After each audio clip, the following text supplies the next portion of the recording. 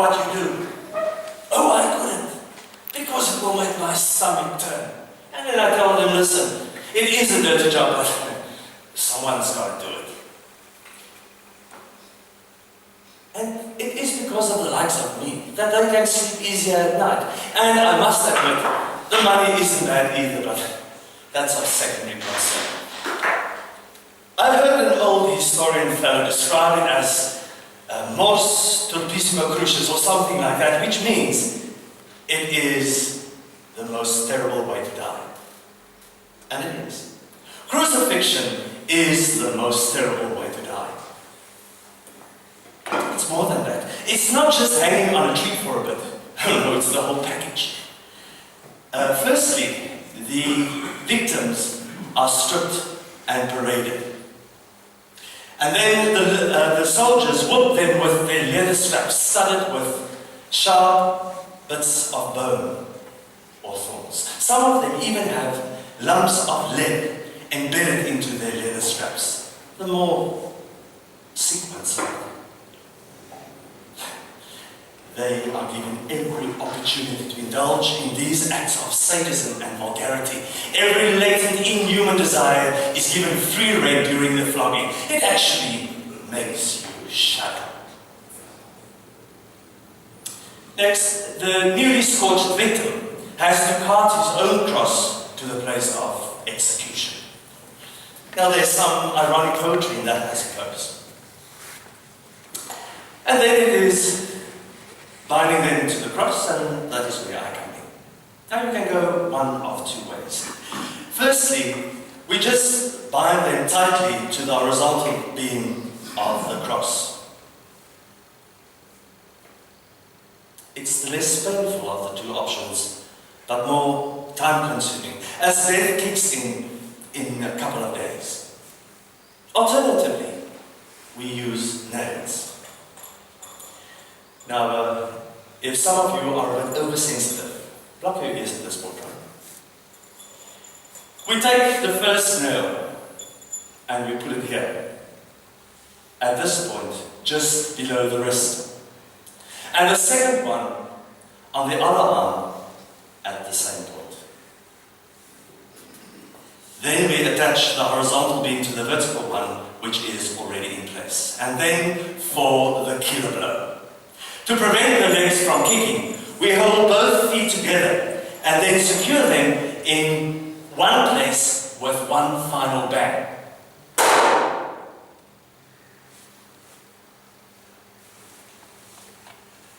In these instances, death takes a couple of hours due to all the pain, the loss of blood, and the difficulty in breathing. Crucifixion is barbaric. But who am I to comment? It's a Roman way to deal with the problem. I mean, when they are handed over to me, the deal is done. They are murderous, terrorist criminals. Don't blame me. I'm not the judge or jury.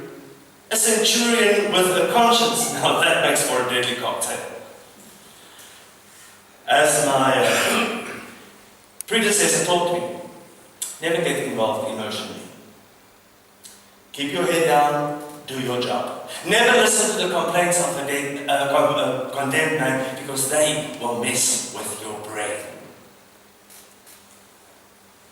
Well, it has never been a problem to me, because I am known for my dogged professionalism.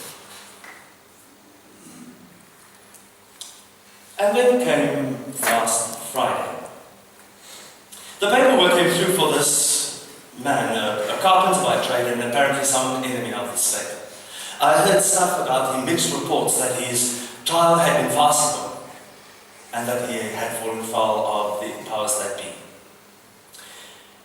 Now I am a man of justice, and I didn't like that, but hey, I had a job to do.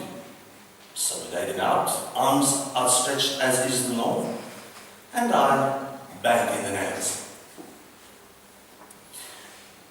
Over the years, I taught myself never to listen to what these victims have to say. they can scream, they can plead innocence, they can curse. I will literally not hear a thing. But with this carpenter, it was slightly different. He didn't make a sound, not even a whimper. His body didn't even move as I banged in the nails. And as the victim's cries and curses fall on my deaf ears, so that his silence screamed at me with a deafening force.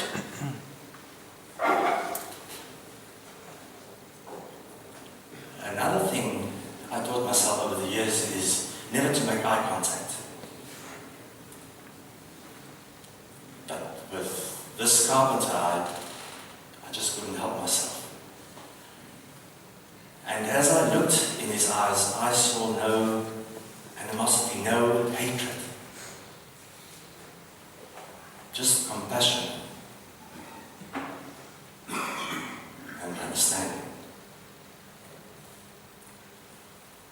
I ordered the bar to be put in place, and quickly as I could, head on, I held both his feet together and banged in the final nail.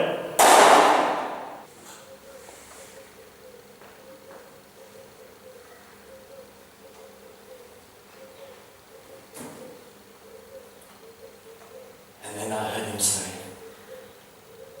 "Father, forgive them, for they don't know what they are doing."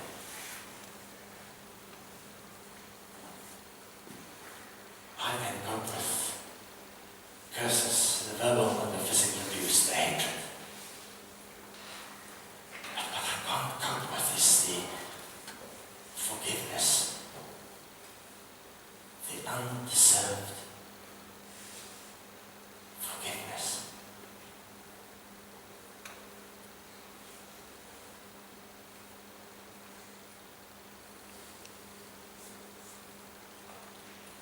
I stood at the foot of the cross, frozen in my position long after my shift had finished.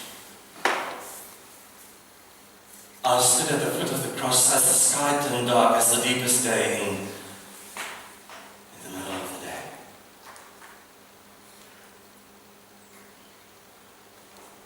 Why did my heart feel so heavy? Was it because of his words that repeated themselves over and over in my mind?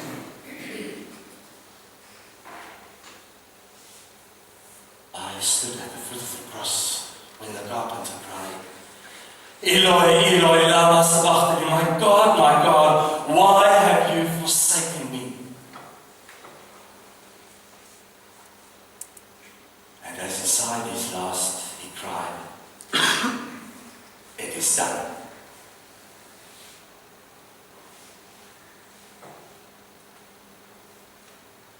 I stood at the foot of the cross when some of the soldiers checked his lifeless body for any slight reaction. There was none. I stood at the foot of the cross and I wanted to weep. I felt such love, even though I was the one who banged those nails so deeply into his wrists. What was it about this man that touched me so deeply? Why did it seem so wrong that he had to die this way?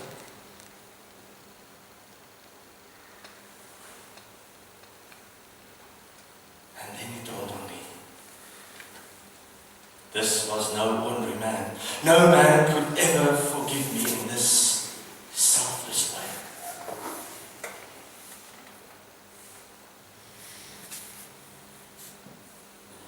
His enemies are desperately trying to explain away the empty tomb, while his followers claim that he has risen. And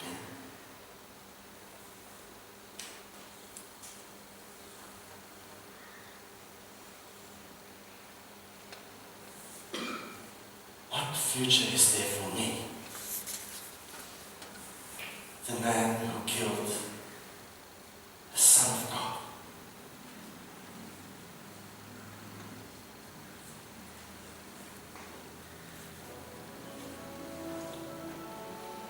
I wonder just how far His